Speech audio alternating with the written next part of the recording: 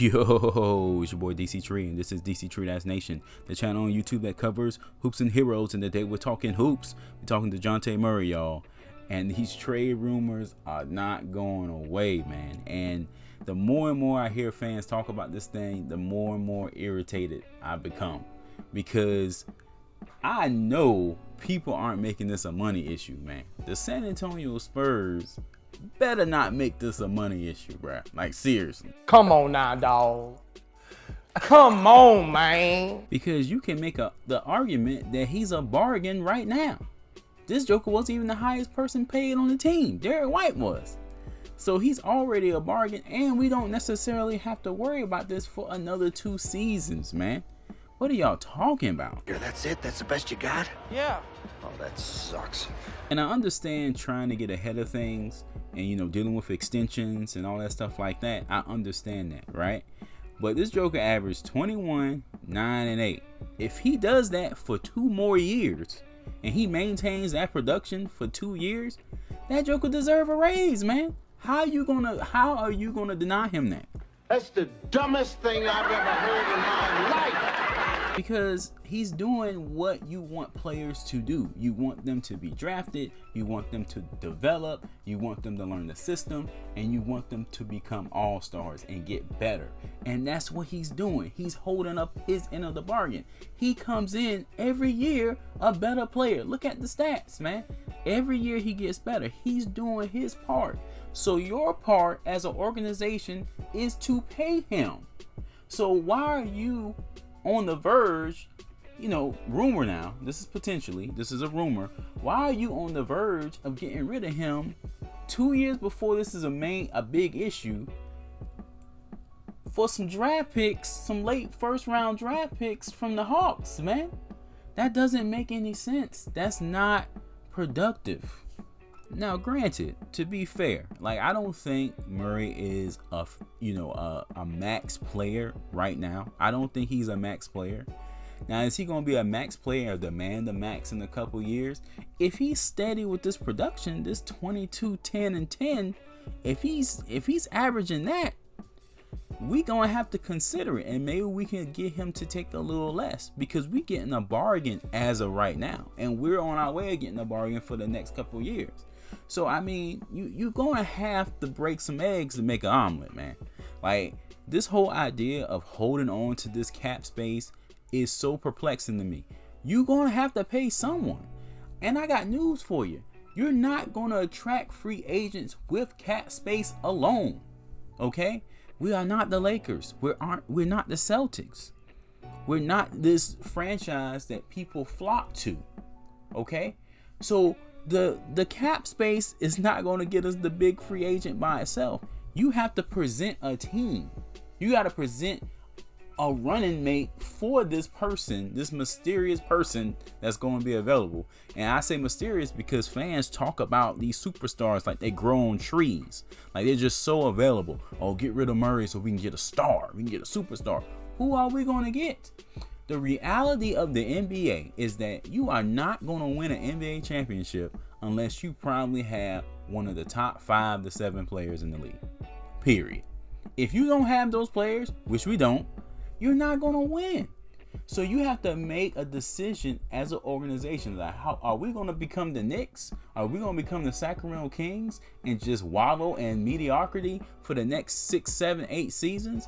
Or are we going to try to make a push to the playoffs and make our brand, our organization look better through playoff wins, through growing through the draft? We have to put together a team like the Warriors, like the Celtics, piece by piece by piece by piece. Gone are the days that one player is just going to change everything for a franchise, okay? I haven't seen that player in a while. It's not a Tim Duncan coming through the door to save us. Even if we do trade Murray, we're going to have late first round picks spread out 2, 3, 4, 5 seasons. How is that going to help us get better? What are we afraid of? You know, I feel like the Spurs are creating a problem that's not necessarily there.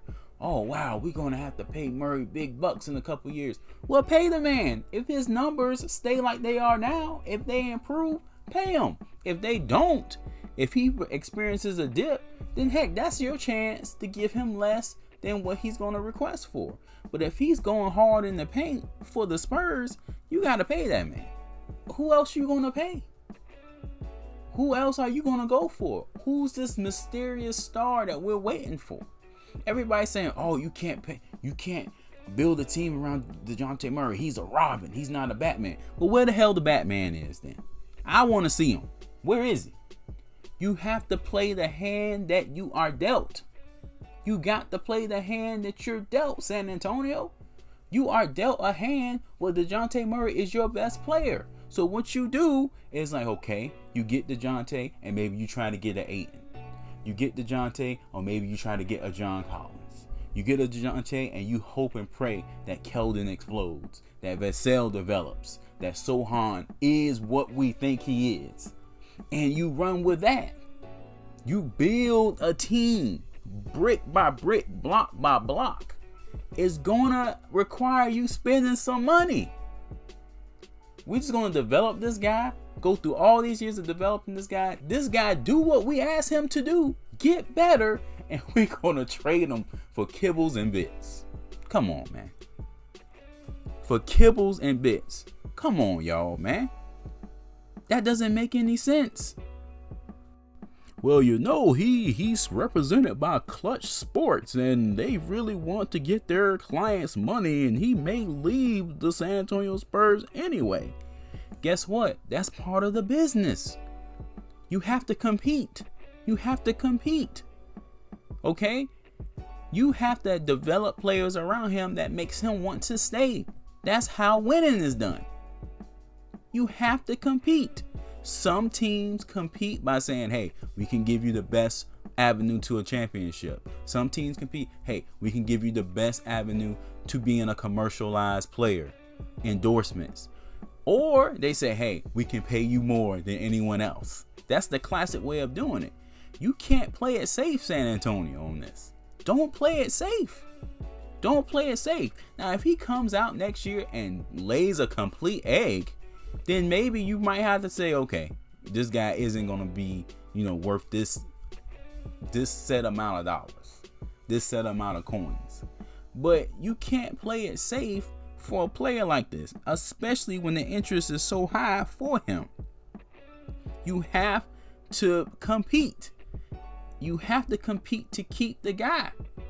You have to compete for free agents to come in.